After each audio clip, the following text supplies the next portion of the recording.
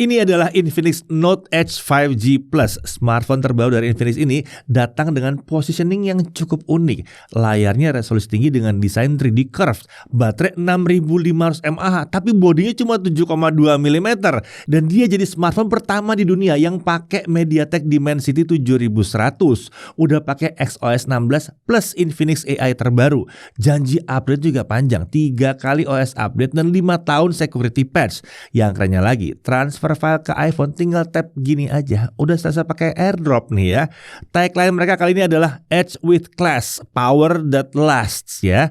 Desainnya elegan, tipis, tapi baterainya besar banget. Nah, seberapa menariknya smartphone ini? Mari aja kita langsung review Infinix Note Edge 5G Plus.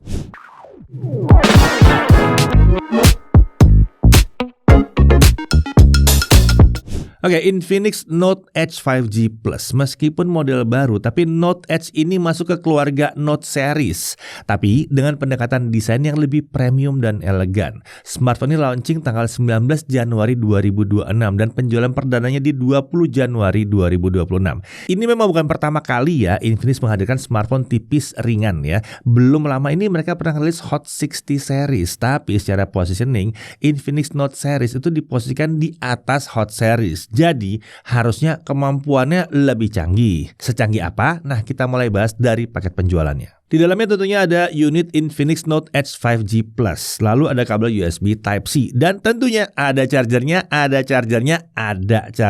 Ini adalah charger 45 watt. Lalu ada case, SIM tray ejector, dan paket dokumen. Dan ada bundling kartu perdana smartphone juga. Screen protectornya tersedia tapi belum terpasang ya.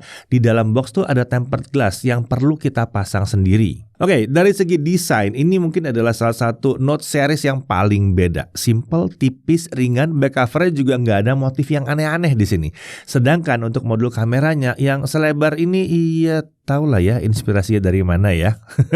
Nah, untuk layar dan back covernya itu melengkung di sisi kiri dan kanannya. Ini membuat terasa ekstra tipis nih kalau kita genggam. Finishing juga matte, membuat kita nggak mudah meninggalkan bekas sidik jari.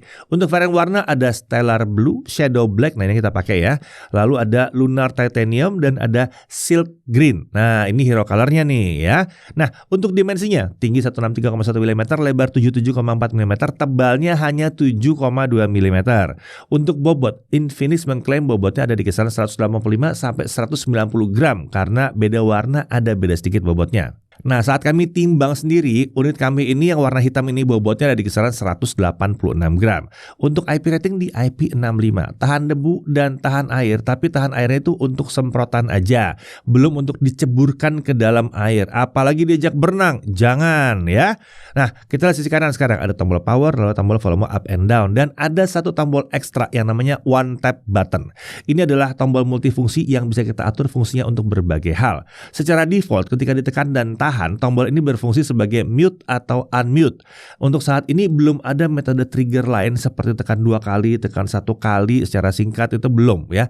Baru ada tekan dan tahan saja. Beralih ke sisi atas, ini ada mikrofon infrared blaster, grill speaker stereo bagian atas juga di sini ya. Di kiri kosong, lalu di bawah ada SIM tray dual SIM. Tidak ada slot micro SD di sini. Di sebelah slot SIM ada mikrofon USB-C yang 2.0, lalu grill speaker stereo bagian bawah. Jadi speakernya stereo ya. Pasangan tadi yang di atas tadi ya. Nah, untuk kualitas suaranya termasuk yang standar aja ya. Detail, staging, bassnya secukupnya aja. Paling nggak suaranya udah cukup lantang dan nggak pecah di volume maksimal. Ya mungkin itu karena ada standarisasi dari Sound by JBL-nya ya. Nah, balik ke sisi depan, ini adalah layarnya 6,78 inci panel AMOLED. Resolusinya 1208 x 2644. Kalau Infinix nyebutnya 1.5K ya. Ini pakai pelindung Gorilla Glass 7i. Brightness-nya diklaim 700 nits tipikal, 1600 nits HBM dan 4500 nits untuk peak brightness. Tapi kalau yang tinggi banget itu biasanya untuk skenario khusus ya.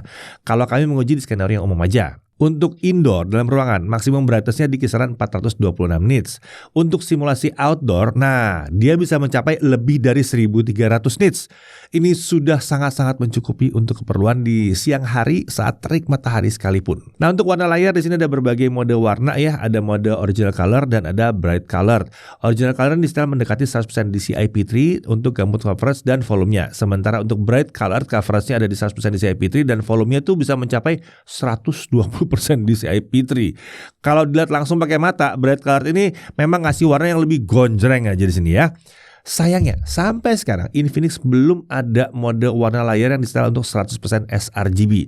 Jadi, kalau kalian mau ngedit foto atau video harus ekstra hati-hati ya. Karena yang kalian lihat di layar itu warnanya sudah kencang banget, tapi belum tentu layar orang lain melihat warna sekencang itu. Nah, untuk refresh layar ini up to 120Hz atau adaptif dari 60 ke 120Hz. Touch sampling rate-nya diklaim up to 240Hz. Instant touch sampling rate-nya itu janjinya adalah 2800Hz. Di sini nggak terasa ada delay yang mengganggu ya, baik untuk tap maupun swipe. Saat gaming juga tidak terasa ada input delay yang mengganggu di sini. Untuk layar sentuhnya ini bisa support sampai 10 jari sekaligus ya.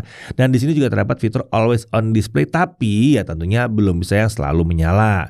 Dalam pengujian kami, always on display-nya cuma menyala sekitar 5 detik saja. Nah, di sisi layar ini ada in display fingerprint scanner. Nah, ngomongin bezel layar, ini udah terhitung sangat tipis dan simetris untuk semua sisinya. Oke, sekarang kita lanjut ke atas layar. Di sini ada earpiece untuk telepon dan ada kamera selfie 13 megapiksel f2.2 fixed focus. Perekaman video up to 2K 30 fps dan 1080p 60 fps juga bisa. Oke, kita beralih ke sisi belakang. Ada dua modul kamera di sini ya. Ada satu LED flash dan ada satu lampu RGB yang disebut Infinix sebagai Active Halo Lighting. Dan lampunya ini bisa kita atur lewat menu settings ya. Nah, untuk kameranya, kamera utamanya itu 50 megapiksel, f1.8 autofocus. Nah, video recordingnya itu up to 2K 30 fps dan 1080p 60 fps juga bisa. Untuk kamera kedua, sayangnya ini bonus aja. Sayangnya ini bukan kamera ultrawide. Fitur ekstra kameranya ada banyak ya. Ada 2 video, promote untuk foto, ada Sky Shop, dan ada fitur-fitur lainnya yang bisa kalian lihat di menu kamera yang satu ini. Oke, untuk spek internalnya, SoC-nya itu MediaTek Dimensity 7100. Ini adalah smartphone pertama di dunia yang pakai SoC yang satu ini. Fabrikasinya 6 nanometer dan ini adalah CPU octa-core yang terdiri dari 4 Cortex A78 up to 2,4 GHz dan 4 Cortex A55 up to 2 GHz. GPU-nya pakai Mali G610 MC2. RAM-nya 8 GB dan dia punya extended RAM up to 8 GB. Storage yang kami uji ini adalah di 256 GB UFS 2.2. Nah, tentunya ada varian yang lebih terjangkau juga yang pakai 128 GB ya. Untuk baterai 6500 mAh dan Infinix mengatakan bahwa ini adalah seri Note pertama yang baterainya bisa sebesar ini dan bisa menjaga bodinya tetap tipis. Untuk wire chargingnya di 45 watt ya. Untuk wireless charging sayangnya ini nggak bisa. Ini agak beda dari seri Note yang lainnya ya. Kalau yang lain kan bisa wireless charging, yang ini nggak bisa mungkinan karena pingin bodinya bisa sangat tipis. Paling nggak baterainya dibuat jadi paling besar di antara Note series lainnya ya. Dan bypass charging tentunya ada juga di sini. Untuk sensor lengkap ya, sensor esensial ada semua, gyroscope-nya hardware juga di sini ya. Untuk fitur keamanan, in-display fingerprint scanner ada dan face unlock juga bisa. Untuk konektivitas tentunya udah 5G ya, 2G, 3G, 4G, 5G bisa semuanya. Wi-Fi-nya Wi-Fi 5, Wi-Fi sharing tentunya bisa, Bluetooth-nya versi 5.4. Untuk Bluetooth codec-nya ada SBC, AAC, keluarganya aptX bisa, LDAC juga bisa. NFC tentunya ada, FM radio ada di sini ya. USB OTG sih jelas bisa. Untuk headphone jack ini nggak ada ya. Jadi kalau mau pakai earphone atau IM cable itu harus pakai adapter dan adapternya harus beli sendiri. Nah, untuk OS dia pakai XOS 16, Android-nya Android 16. Nah, keren ya. Infinix nih gercep nih urusan update OS. Bukan start dari Android 15, dari 16 mulainya. Untuk Android update-nya dijanjikan 3 kali Android update dan 5 tahun security update ya. Termasuk panjang untuk smartphone kelas menengah yang lumayan terjangkau ini. Untuk iklan, sejauh pengujian kami tidak menemukan iklan yang intrusif. Kalau bloatware memang ada, tapi sebagian besar juga bisa di-uninstall. Jadi harusnya bukan masalah. Nah, untuk update terbaru itu lebih ke beberapa perubahan minor di beberapa elemen UI. Bisa kita lihat di panel notifikasi, panel quick settings, lalu menu settings itu juga ada perubahan. Di mana kolom pencarian itu pindah dari atas jadi ke bawah. Mungkin lebih gampang ya disamperin sama jari-jari kita ya. Nah, sekarang ada juga fitur 3D wallpaper yang Infinix sebut sebagai Depth Effect Home Screen. Misalnya nih, wallpaper gunung yang kita pakai ini, ada beberapa ikon yang terlihat seperti adanya tuh di belakang gunung. Ya, menarik sih untuk lucu-lucuan aja sih ya. Lalu, ketika kita lagi di home screen dan kita swipe ke halaman kiri, kita akan masuk ke halaman yang disebut Infinix sebagai Zero Screen. Di halaman ini kita bisa akses cepat beberapa fitur bawaan Infinix. Dan yang kami apresiasi adalah Infinix sudah mulai rapi dalam urusan daftar menu fitur. Di bagian menu XOS 16, saat kita klik, kita akan diberitahu apa sih yang baru di XOS 16 ini. Beserta panduan bagaimana cara pakai fiturnya satu persatu juga ada di sini ya. Ini langkah yang tepat menurut kami karena semuanya jadi rapih dan informatif. Bang, tadi katanya bisa transfer file ke iPhone. Bisa nih, lihat nih, bisa ya transfer file ke iPhone. Cuman gini aja. Nah, beres tuh transfer filenya kan. Tapi memang di iPhone-nya ada aplikasi yang harus kita install ya. Tapi intinya bisa ya. Oke, kita lanjut ke pengujian performa. Untuk benchmarknya kita lihat Antutu 10 ada di 702 ribuan. Antutu 11 di 832 ribuan. Geekbench 6 single core di 996, multicore di 2951. Untuk Tedimax Slingshot Extreme graphics core-nya di 4226. Sekarang kita lihat untuk stress testnya ya. Dengan Tedimax Wildlife Stress Test, base score di 2509, lowest score-nya di 2489. Jadi stability-nya bagus banget, 99,2%. Nah, untuk benchmark sintetis terlihat kalau performa Dimensity 7100 ini jadi penengah antara Helio G100 dan Dimensity 7300. Skornya di bawah Dimensity 7300 tapi lebih tinggi dari Helio G100. Oke, sekarang kita coba untuk gaming ya. Pengujian gaming dilakukan dengan mode performance dari Overlay XBoost AI supaya performa gamingnya bisa maksimal. Kita mulai dari Mobile Legends dulu. Setting grafis kita bisa setel sampai ultra dengan frame rate sampai super, artinya 90 fps. Saat dimainkan gamenya lancar di 90 fps, gak ada masalah. Lanjut untuk Subway Surfer. Supaya bisa jalan di 120 fps, kita harus atur refresh rate modenya tuh ke high. Masuk ke menu custom refresh, lalu terus atur refresh rate layar di game ke 120 Hz. Kalau kita ngikutin setting refresh rate defaultnya, game akan nyangkut di 60 Hz yang otomatis bikin game cuma jalan di 60 fps dong ya. Nah, untuk game sendiri sekarang kalau udah di setel dengan benar bisa jalan lancar di 120 fps tanpa ada masalah. Lanjut untuk PUBG Mobile, setting frame rate tertinggi masih di Extreme yang artinya di 60 fps aja. Kita udah coba turunin setting grafisnya sampai ke super smooth ya, tapi tetap nggak dapat setting frame rate yang lebih tinggi. Jadi kita coba di smooth Extreme aja dan hasilnya ya lancar 60 fps, nggak ada masalah. Gyro aiming juga bagus di sini, mulus, responsif, nggak ada masalah. Lanjut ke Genshin Impact, dites di lowest 60, kita selama setengah jam itu hasilnya game bisa jalan di kisaran 40 sampai 45 fps. Tapi setelah menit ke-12 ada penurunan performa, frame rate turun jadi di kisaran 30-an fps. Setelah dia mulai adem, dia naik lagi kisaran 40-an fps. Lalu pola panas performanya ya turun lagi gitu ya. Saat kita cek suhu permukaannya, sisi layar terpanas di 42 derajat Celcius dan sisi punggung belakangnya juga di 42 derajat Celcius.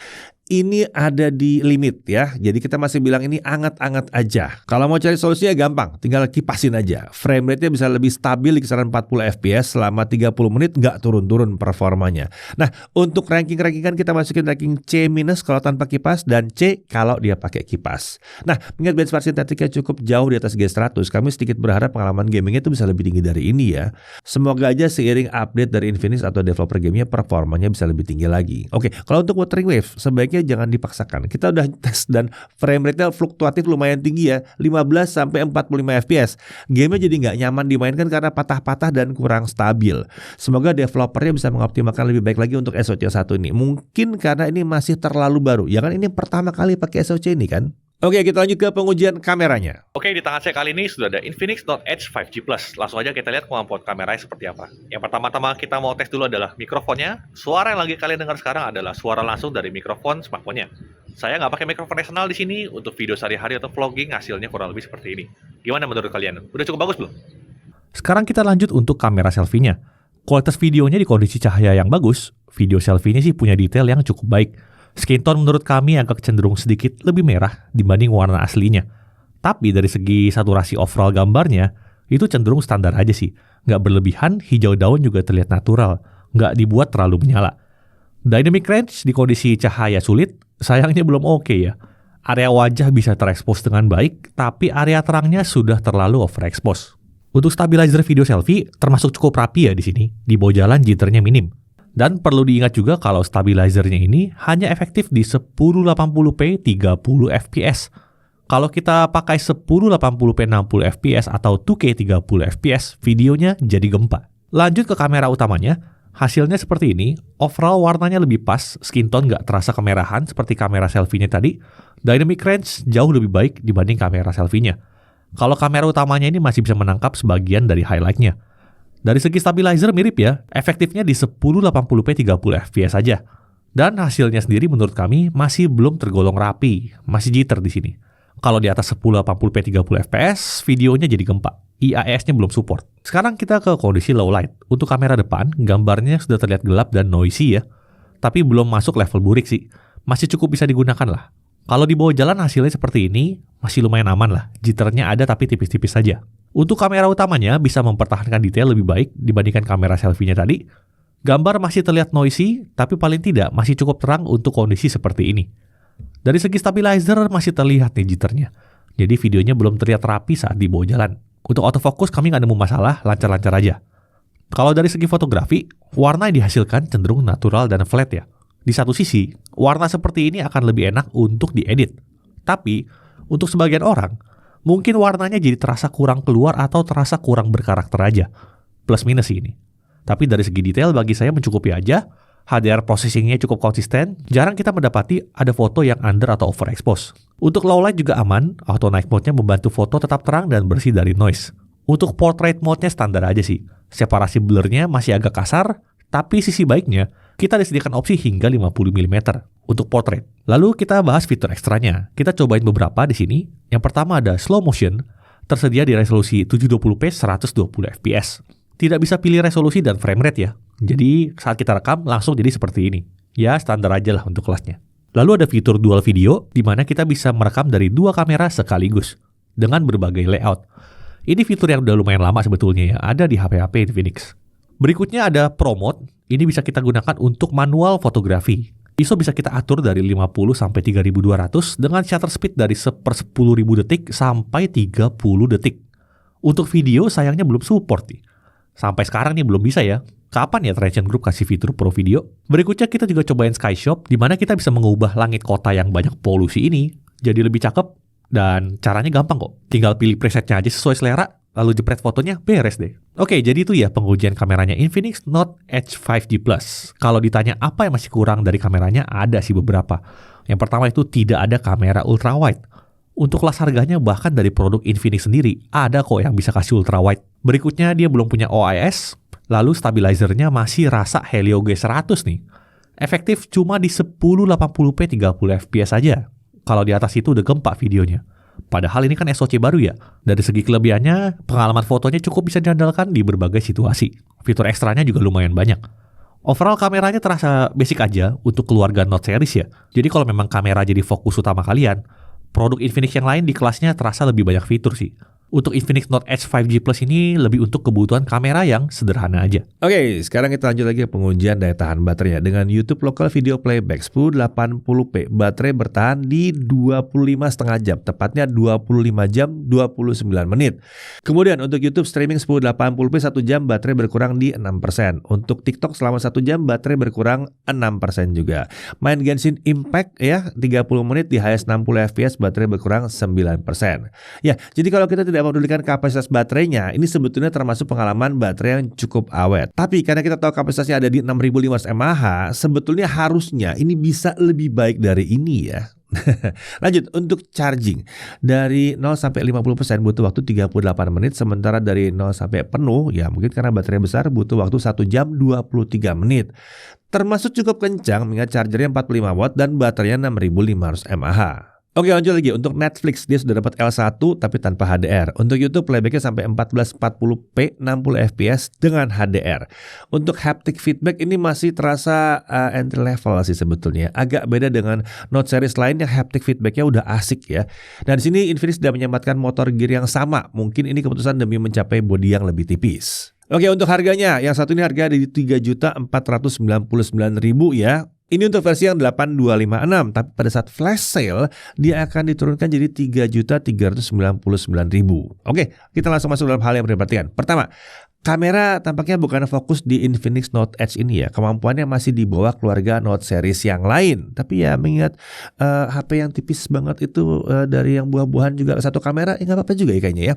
Lanjut, untuk performa Dimensity 7100 memang naik jauh dibandingkan G100 untuk benchmark sintetis. Tapi pada prakteknya sehari-hari atau dalam game, performanya kadang-kadang masih sekelas sama G100. Walaupun beberapa memang naik di atas ya. Kayaknya masih butuh waktu aja ya dari developernya. Dan tentunya kita akan butuh pendingin ekstra kalau saat ini mau dijak untuk main game berat. Lalu target pengguna Note Edge ini terasa agak lebih spesifik ya. Demi mencapai desainnya super tipis dan baterai yang besar, ada beberapa hal yang dikurangi di sini. Jadi kalau yang cari adalah fitur, Note Edge ini malah nggak selengkap Note 50 series yang pernah dirilis tahun 2025. Lalu untuk kemampuan baterainya ini masih di bawah harapan kami yang kami berharap banyak karena tulisannya 6500 mAh. Sebetulnya kalau kita tidak memperhatikan kapasitasnya ini udah lumayan awet ya. Tapi kalau kita lihat kapasitasnya kok rasanya agak kurang aja gitu. Dari kelebihannya, desainnya tipis dan elegan. Layarnya 1.5K AMOLED 3D Curve. Cakep nih ya. Lalu XOS-nya XOS 16 dan fitur juga nambah. Lalu bersih dari iklan. Ingat bersih dari iklan ya. Lalu mulainya juga langsung di Android 16 ya. Update juga panjang karena mulai dari Android 16. Ingat mulai dari Android 16 ya. Jadi kalau update-nya 3 kali berarti dari 16 tambah 3. Panjang itu dong ya. Lalu baterainya juga besar, chargingnya juga cukup kencang. Fitur AI-nya banyak di sini. Infrared blaster ada, NFC ada lampu RGB untuk notifikasi juga. Udah punya 2 speaker juga. Nah pertanyaannya, smartphone ini cocok buat siapa? Rasanya ini buat yang cari smartphone yang tipis tapi baterainya cukup awet. Yang mau cari desain unik di kelas 3 jutaan ini juga cocok. Belum banyak yang punya desain kayak begini ya. Targetnya lebih untuk lifestyle, bukan untuk yang nyari value to performance banget gitu ya. Infinix kali ini terlihat berusaha mengincar pasar yang berbeda dibandingkan Note series yang sebelumnya. Di tengah krisis RAM dan storage yang terjadi, mungkin ini strategi yang mereka pilih karena akan sulit kalau perang cuma ngandelin performa sama spek doang. Nah, menurut kalian apakah ini langkah yang tepat untuk Infinix? Apakah desain smartphone ini berhasil jadi daya tarik utama untuk kalian ya? Silahkan share pendapat kalian di kolom komentar.